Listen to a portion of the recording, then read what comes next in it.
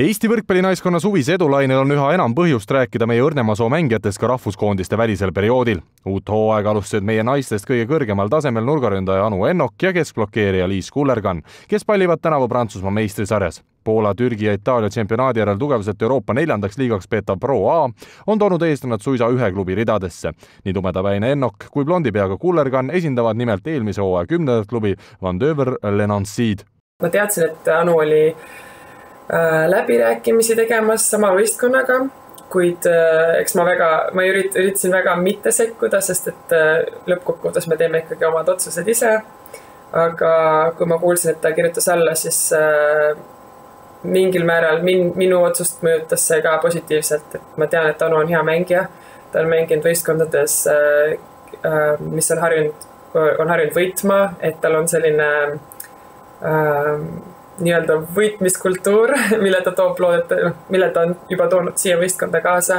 Jagada koduklubi teise eestlasega on huvitavalt uus kogemus, et selles mõttes ega see suures plaanis midagi ei muuda, et töö käib ikka samamoodi ja trennid ja päevast päev on sama rutiin, aga esimest korda siis Liisiga nii-öelda koos mängides, et see on pigem siuke naljakas kogemus, et kui vahepeal inglise keele pealt eesti keele peale üle minna või siis vastupidi, et see tekitab päris palju segadust, et oleme siin tiimikaaslastega eesti keeles juba rääkinud kogemata ja omavahel inglise keeles, et see on see jah, et mis on uus, et saab oma keelt nii palju rääkida, aga üllatavalt positiivne. Ennoki kõrval mängib ka 191 sentimeetri pikkune Kullergan esmakordselt välismaal ühes klubis koos teise eestlasega ning seegi pole tegelikult veel kõik, sest nende uuest kodulinnast vaid 100 kilomeetri kaugusel põhjas, Luksemburgi piiri ääres asuvas väikelinnas Dervillis teenivad elatist tänavu suisa 4 Eesti koondislast. Kristiine Miileni, Polina Bratuhina-Pitu, Elise Hollase ja Kristel Moori vedamisel on Dervill 6 vooru järel täiseduga suisa Prantsusmaa esiliiga liider.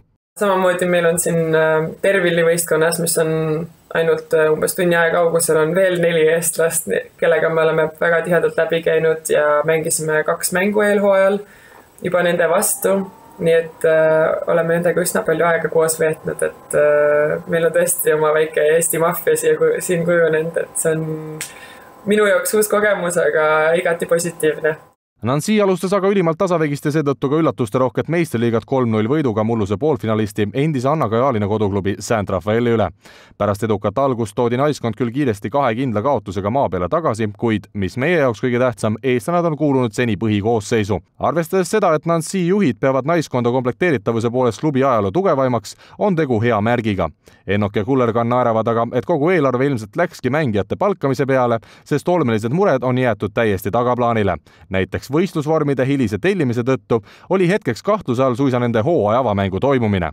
Nancy klubi tase mängijate poolest on üsna sarnane, mis on olnud ka eelnevatel hooaegadel, et on noori, kes käivad koolis ja on mõned, kes teevad ka mingit väikest viisi tööd kõrvalt, aga enamik 7 välismaalas klubis on ikkagi nii-öelda professionaalid ja teevad võrkpalli kui tööna, et trenni kvaliteet selles mõttes ka hommikused trennid, kuhu kõik ei jõua, on okei, et muu organisatsiooni pealt on jah, et üsna palju veel Prantsusmaal või siis ütleme, et Nancy klubil õppida, et varustus ja mõned nagu reisid on ikkagi siuksed pilla-palla veits.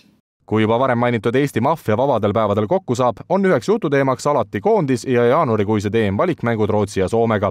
Teatavasti hoiavad meie võrkpallurid oma alagrupis 2 kohta ja võivad edu korral pääseda esimese Eesti pallimänguala naiskonnana EM-finaalturniirile. Ja eks tihti, kui me kokku saame, siis on üks põhijututeemasid on jaanuaris tulevad EM-valiktsükli mängud, mida me kõik juba väga ootame ja ma arvan, et ka vaimselt ja füüsiliselt üritame nendeks valmistuda, vähemalt mina.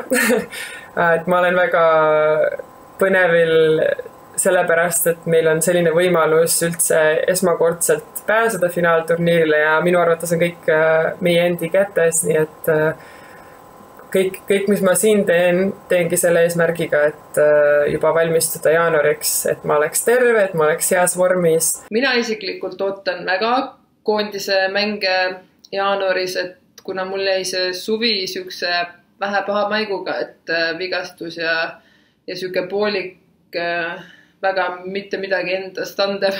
Et siis mina ootan väga, et saaks uuesti platsile oma lipuvärvides ja tervena platsile, et siis püsiks see koos ja saaks need 2 võitu ja teeks tõesti ajalugu, et saaks naistekoondis ka finaalturniirile.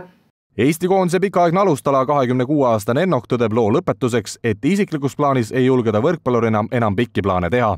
Kuna jah, et vigastused on nüüd teine asi ja suvel välja tulnud seljavigastus tegelikult ei ole siuke, mis nüüd, ma arvan, mul väga kaua laseb võrkpalli mängida, et siis ma naudin igat päeva ja võtan hooaja korraga, et kindlasti paljud unistused on juba täitunud ja unistada saab ka väljaspool võrkpalli, et kindlasti minu karjäär jätkub päev korraga ja vaatame jooksvalt, et suuremas plaanis tõesti, et plaanin veel mängida 1 hooaja pärast seda hooajaga, eks me vaatame jooksvalt, et tuleb enne selle hooajaga 1 poole saada ja siis vaadata tervise poole pealt ja siis edasi, et kindlasti need 15, 16, 17, 18 aastat võrkpalli on juba kehal oma jälje jätnud ja naised on vähe hapramad kui mehed, nii et tuleb nagu võtta päev korraga ja siis vaatab edasi.